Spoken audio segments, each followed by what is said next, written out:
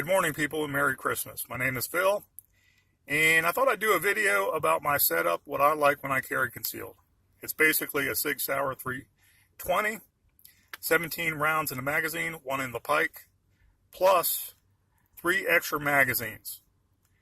They're in a holster right now that I would put on the front of my waist to my left-hand side, and an extra full-size magazine I would put in my pocket. Beside my handgun, I'd have a simple $1 pocket knife I have already used to save lives by cutting people out of their vehicle during an accident. It's very simple. If you go to Walmart, purchase a couple extra pocket knives and just throw it on your belt. You never know when you'll need it. But the purpose of this video is also to show that fire capacity, knowing your handgun is basically all you need to know when you're trying to have a self-defense rig set up. It doesn't have to be complicated.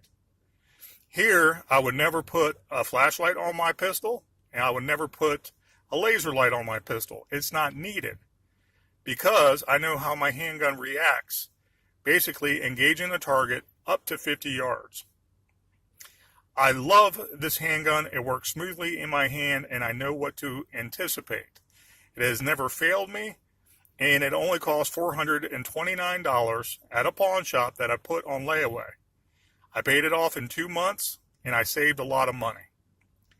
That's what you should really worry about when you're thinking about carrying concealed.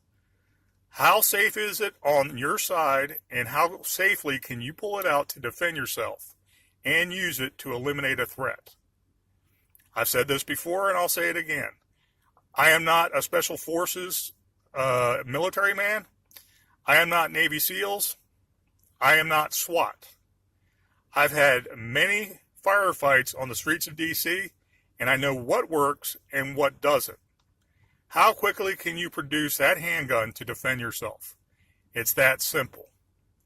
Because I'm doing this video, I had to bring out, basically, I saw a commercial the other day on YouTube. It was the Mantis. And basically, it's something you attach to your handgun, and you can see how the barrel reacts, moving up and down when you fire your handgun. And it relays data and feedback back to your iPhone or your smartphone. Do you really need that if you practice with your handgun and you know exactly what it's going to do when a large bang goes off in your hand and you're hurried, you're in fear for your life, you're shaking, your heartbeat is running? Do you really think something like that, aftermarket, is needed to help you shoot better? The answer is, to me, no. Because I practice with this handgun enough, I know its capabilities. Heaven forbid there's a terrorist attack where I have to engage multiple targets, or a bunch of robbery suspects working together in tandem, or a mob working to assault many civilians that might be in front of me. Regardless of what it is, I know what this handgun can do. I can conceal this handgun against my body on the right side of my hip under one t-shirt, and no one will ever see it. Think about all these aftermarket things. Why do you need them for your handgun? The only thing besides a good leather holster or extra magazines I can think of is perhaps a lanyard you would tie to your belt, something fixed. So if someone pulls the handgun out and tries to wrestle it away from you, you can yank the lanyard back and hopefully get your gun back, and they don't use it on you. That is the only item I have thought of very hard about your service pistol that's there to defend your life and others around you, perhaps your family, that you would ever need. Please tell me I'm wrong, but these commercials are trying to make you the addict and believe you need these aftermarket items to be the best prepper in the world, to be the best daddy in the world, to be the best tough guy in the world. These aftermarket items, though nice in theory, will get you killed.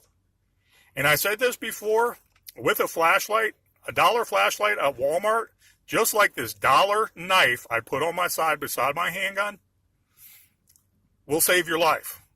Pull it out if you can't see at nighttime when it's dark. Okay? Practice daily. Go to the range as often as possible. Go to a friend's house that has property and bring some extra ammo for them as a trade-off to use their perhaps backdoor range. Practice daily. Invest in ammunition. Invest in actual magazines that you can use if a large-scale battle.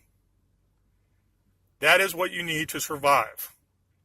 A good holster against your body that is slimming and you cannot see under one t-shirt. Some extra magazines, good ammunition, but you have to have, more than anything, knowledge of what your pistol can do to save your life. Okay? Many people don't say this, but the only time you can use your handgun in self-defense is fear of bodily harm and death. So why invest in all these super cool high-tech gadgets that you think are going to help you when they're not? They're going to break down after a year. This little knife that I have beside my handgun almost daily on my hip has lasted 3 years. I bought it. It was $1 at Walmart. And I've already saved lives with it, cutting people's out of their vehicle by cutting their seatbelts. Think practical, not tactical, and you'll most likely survive. Be safe out there, guys, and practice hard every day with your handgun. Have a Merry Christmas, be safe, and a Happy New Year.